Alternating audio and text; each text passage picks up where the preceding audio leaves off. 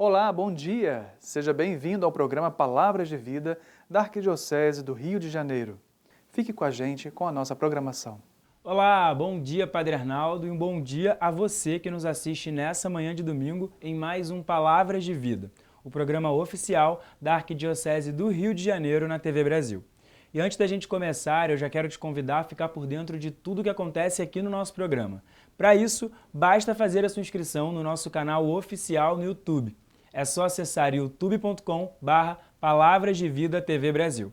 Lá você encontra todos os programas que já foram ao ar e ainda confere matérias especiais feitas pela nossa equipe. E agora, vamos para o Vaticano acompanhar a catequese com o Papa Francisco.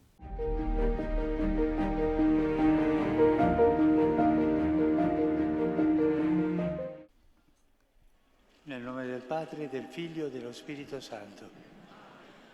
La pace sia con voi. Leitura do livro de Judite. Depois deste tempo, todos regressaram às suas casas, para a sua herança, e Judite regressou a Betúlia, para a sua propriedade, e foi honrada por todo o país em todos os seus dias. Ela foi ficando cada vez mais famosa e avançando em idade na casa de seu marido, até chegar aos 105 anos de idade. Libertou a sua escrava. Antes de morrer, distribuiu os seus bens pelos parentes de seu marido Manassés e pelos da sua própria família. Palavra do Senhor. Cari fratelli e sorelle, buongiorno. Queridos irmãos e irmãs, bom dia, introduz Papa Francisco a sua catequese. Oggi parleremo di Giuditta, una eroina biblica. Hoje falaremos de Judite, uma heroína bíblica. A conclusão do livro, que tem o seu nome, ouvimos um trecho do mesmo, resume a última parte da vida desta mulher, que defendeu Israel contra os seus inimigos. Judite é uma jovem e virtuosa viúva judia que, graças à sua fé, à sua beleza e à sua astúcia, salva a cidade de Betúlia e o povo de Judá contra o cerco de Holofernes, general de Nabucodonosor, rei da Síria, inimigo prepotente e insolente a Deus. E assim, de modo muito astuto, é capaz de degolar o ditador contra a sua cidade. Era muito corajosa essa mulher, mas tinha uma grande fé. Depois da grande aventura que a vê protagonista, Judite volta a viver na sua cidade, Betúlia, onde vive uma boa velhice, até os 105 anos. Poder-se-ia dizer que para ela tinha chegado a hora de reforma, como chega para muitas pessoas, de se aposentar. Às vezes, depois de uma intensa vida de trabalho, por vezes após uma existência aventurosa ou de grande dedicação. Por exemplo, aquele de Judite, de ter assassinado o ditador. O heroísmo não é apenas um dos grandes acontecimentos sob as luzes da ribalta. Encontra-se frequentemente na tenacidade do amor derramado numa família difícil e a favor de uma comunidade ameaçada. Judite viveu até mais de 100 anos, uma bênção particular. Mas hoje não é raro viver ainda tantos anos depois da aposentadoria. Como interpretar esse tempo? Como fazer frutificar esse tempo que temos à disposição? O que fazer depois da pensão? O que eu posso fazer depois da minha pensão? Como posso crescer em idade? A idade vai sozinha, mas como posso crescer em autoridade e santidade, em sabedoria? Para muitos, a perspectiva da aposentadoria com o merecido e desejado descanso de atividades exigentes e cansativas. Mas também, diz o Papa, acontece que o fim do trabalho represente uma fonte de preocupação e seja esperado com uma certa inquietação. O que farei agora, que a minha vida se esvaziará daquilo que preencheu durante tanto tempo? Essa é a pergunta. O trabalho diário significa também um conjunto de relações. A satisfação de ganhar a vida, a experiência de desempenhar um papel, uma merecida consideração, um tempo repleto, que vai além do simples horário de trabalho. Claro que há o compromisso alegre e cansativo de cuidar dos netos. E hoje os avós têm um papel muito importante na família para ajudar a crescer os netos. Mas sabemos que hoje em dia nascem cada vez menos filhos e os pais estão frequentemente mais distantes, mais sujeitos a deslocações, com situações de trabalho e de habitação não favoráveis. Às vezes também mais relutantes em confiar aos avós espaços de educação e só lhes concedem aqueles estritamente ligados à necessidade de assistência.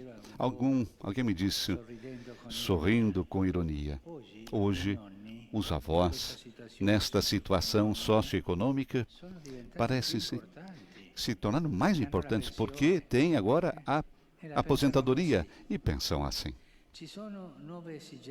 Há novas exigências, até no âmbito das relações educativas e parentais, que requerem a reformulação da aliança tradicional entre as gerações.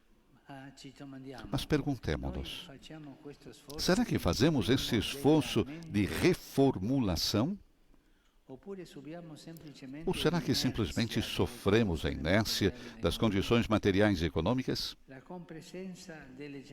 Com efeito, a coexistência das gerações prolonga-se.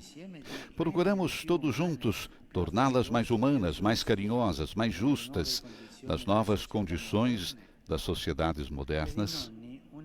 Para os avós, uma parte importante da sua vocação é ajudar os filhos na educação das crianças. Os pequeninos aprendem a força da ternura e o respeito pela fragilidade, lições insubstituíveis que, com os avós, são mais fáceis de transmitir e de receber. Os avós, por sua vez, aprendem que a ternura e a fragilidade não são apenas sinais de declínio. Para os jovens, constituem passagens que tornam humano o futuro. Judite ficou viúva cedo e não teve filhos, mas na velhice pôde viver um tempo de plenitude e serenidade, consciente de ter vivido, até o fundo, a missão que o Senhor lhe confiara. Para ela, é o tempo de deixar o bom legado da sabedoria, da ternura, dos dons à família e à comunidade. Uma herança de bem e não só de bens. Quando se pensa herança, pensamos aos bens e não ao bem que se fez na velhice e que foi semeado, aquele bem que é a melhor herança que nós podemos deixar. Precisamente na sua velhice, Judite concedeu a liberdade à sua serva preferida. Isto é sinal de um olhar atento e humano em relação a quem lhe esteve próxima. Essa serva tinha acompanhado naquele momento da aventura para matar o ditador. Na velhice, perde-se um pouco da vista, mas o olhar interior torna-se mais agudo. Se vê com o coração. Torna-se capaz de ver coisas que antes passavam despercebidas. Os idosos sabem olhar e ver. É assim. O Senhor não confia os seus talentos apenas aos jovens e aos fortes. Tem talentos para todos, à medida de cada um, também aos idosos. A vida das nossas comunidades deve saber desfrutar dos talentos e carismas de tantos idosos que no registro civil já estão aposentados, mas que são uma riqueza a ser valorizada. Isso requer da parte dos próprios idosos uma atenção criativa e nova, uma disponibilidade generosa. As antigas habilidades da vida ativa perdem a sua parte de constrangimento, tornando-se recursos de doação. Ensinar, aconselhar, construir, cuidar, ouvir. De preferência em benefício dos mais desfavorecidos que não podem dar-se ao luxo de alguma aprendizagem ou que são abandonados à sua solidão. Judite libertou a sua serva, enchendo todos de atenções. Como jovem, conquistou a estima da comunidade com a sua coragem. Na velhice, mereceu-a pela ternura com que enriqueceu a sua liberdade e afetos. Judite não é uma aposentada que vive melancolicamente o seu vazio. É uma idosa apaixonada que preenche com dons o tempo que Deus lhe concede. Peço, pegue um dia desses dias a Bíblia e pegue o livro de Judite. É pequeno e se lê, são 10 páginas, não mais. Leiam essa história de uma mulher corajosa, que termina assim, com ternura, com generosidade, uma mulher à altura. E gostaria que fossem as nossas vovós corajosas, sábias, que nos deixam a herança, não de dinheiro, mas a herança da sabedoria semeada nos seus netos. Muito obrigado. Vamos rezar então o Pai Nosso e cantar o Pai Nosso em latim com o Papa Francisco e receber a sua bênção apostólica. Pater noster, qui es in celis, sanctificetur nomen tuum, adveniat regnum tuum, fiat voluntas tua, sicut in cielo et in terra. Panem nostrum quotidianum da nobis hodie, et dimitte nobis debita nostra, sicut et nos dimittimus debitoribus nostris, et ne nos inducas in tentatione, se libera nos a malo. Dominum vobiscum, Et cum spiritu tuo, sit nomen Domini benedictum, ex hoc nunc et usque in saeculum, aiutorium nostrum in nomine Domini. qui feci celum et terra. Benedicat vos, omnipotens Deus, Pater et Filius et Spiritus Sanctus. Amen.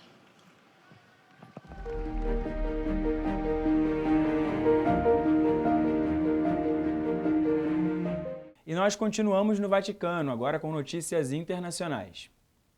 Olá, Vinícius. Acabamos de ouvir a catequese do Papa, que deu continuidade ao ciclo sobre a velhice. Aliás, esta semana foi divulgada a mensagem para o segundo Dia Mundial dos Avós e dos Idosos, que será celebrado em 24 de julho. No texto, Francisco afirma que a terceira idade é chamada a ser artífice da revolução da ternura, para juntos libertar o mundo da sombra da solidão e do demônio da guerra. Mas hoje, Vinícius, é dia de festa para toda a igreja, pois ganhamos 10 novos santos a serem venerados por todos os fiéis. E agora vamos falar de um deles em especial, o frei carmelita Tito Bradsma, holandês, inimigo do nazismo e que morreu num campo de concentração. O Frei Tito seguramente deixa uma mensagem de liberdade, né? Liberdade de expressão, mas uma mensagem também de liberdade de expressar a própria fé. O Frei Tito, em momento algum, ele negou a sua fé e lutou para que outras pessoas também tivessem esse direito, né? Que não pagassem, né, pelo seu credo. Então ele nos deixa uma mensagem de tolerância e certamente também de misericórdia, né, de diálogo. Frei Tito foi uma pessoa que dialogou muito com outras religiões também, mas um diálogo em geral com todos aqueles que estiveram ao seu redor. Não há como não recordar o momento da sua morte com uma injeção letal. E que lição tiramos desse trágico evento? O Frei Tito nos deixa uma lição de misericórdia. Durante toda a sua vida, ele aprofundou uma mística da paixão de Cristo. O Frei Tito estudou e aprofundou esse tema dos místicos, como é muito próprio nosso do Carmelo. E no momento da morte, ele revelou aquilo que nós chamamos de conformação total a Cristo, configuração a Cristo. Ele perdoou aquela enfermeira que aplicou aquela injeção letal, dizendo que rezaria por ela, um gesto de misericórdia. Bianca Fracalvieri, do Vaticano, para o programa Palavras de Vida. E na semana que vem voltamos com mais informações de Roma. No próximo bloco você confere as últimas notícias direto de Brasília no boletim Igreja no Brasil. Voltamos em instantes.